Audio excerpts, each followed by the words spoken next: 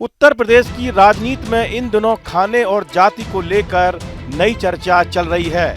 नए साल के पहले दिन समाजवादी पार्टी के दफ्तर में बाटी चोखा की दावत रखी गई, जिसने यूपी की राजनीति में हलचल मचा दी। इस दावत को भारतीय जनता पार्टी के अंदर चल रहे ब्राह्मण नेताओं और संगठन के बीच विवाद पर तंज माना जा रहा है। इस कार्यक्रम में सपा अध्यक्ष अखिलेश यादव ने बीजेपी के ब्राह्मण विधायकों पर तंज कसते हुए बीजेपी पर निशाना साधा। सुनिए उन्होंने क्या कहा। हमारा ये बाटी चोखा का जो कार्यक्रम है, मैं उन कार्यकर्ताओं को धन्यवाद और बधाई देना चाहता हूँ।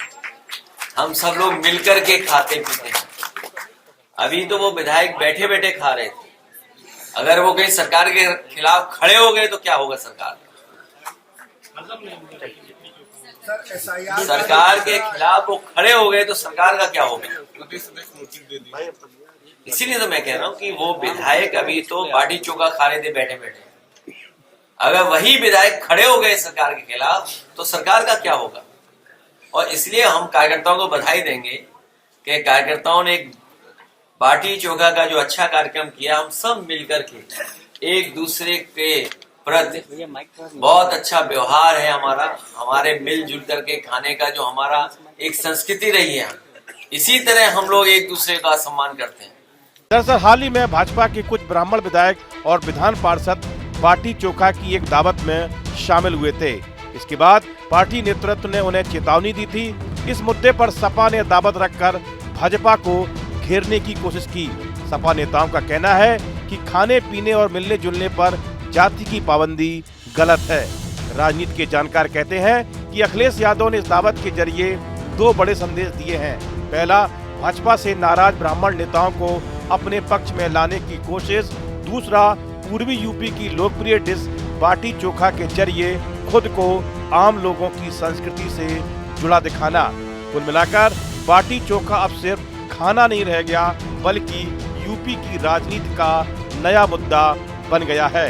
अखिलेश यादव ने जिस तरह से बीते दिनों बीजेपी के ब्राह्मण विधायकों के सहभोज कार्यक्रम पर टिप्पणी कर दी, यह कार्यक्रम राजनीति का अब मंच बन गया। माना यही जा रहा है कि एक उद्देश्य यह भी था कि सपा में सब मिलजुल कर खाते हैं, जाति या वर्ग विभेद नहीं, जो कहीं न कहीं बीजेपी पर सीधा निशाना है।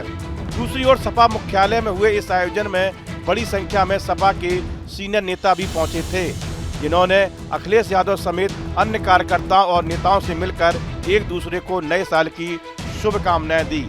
माना ही जा रहा है कि आगामी विधानसभा चुनाव के लिए पार्टी अब तेज अभियान शुरू करेगी, जिसकी झलक बाटी चोखा के जरिए सहभोज में दिखाई दी।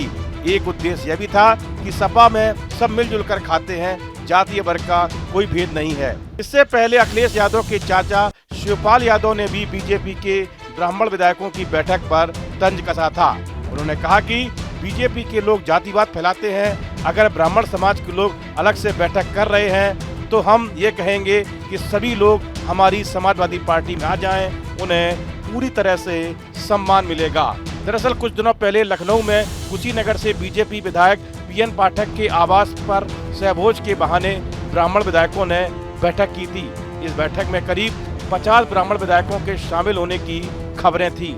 सूत्रों के मुताबिक इस बैठक में अफसरों की मनमानी, ब्राह्मणों की अनदेखी को लेकर नाराजगी जताई गई और चर्चा की गई। इस बैठक को सीएम योगी आदित्यनाथ और बीजेपी आलाकमान के लिए चुनौती के तौर पर देखा जा रहा है। उसके बाद से ही यूपी की सियासत में घमासान मचा हुआ है।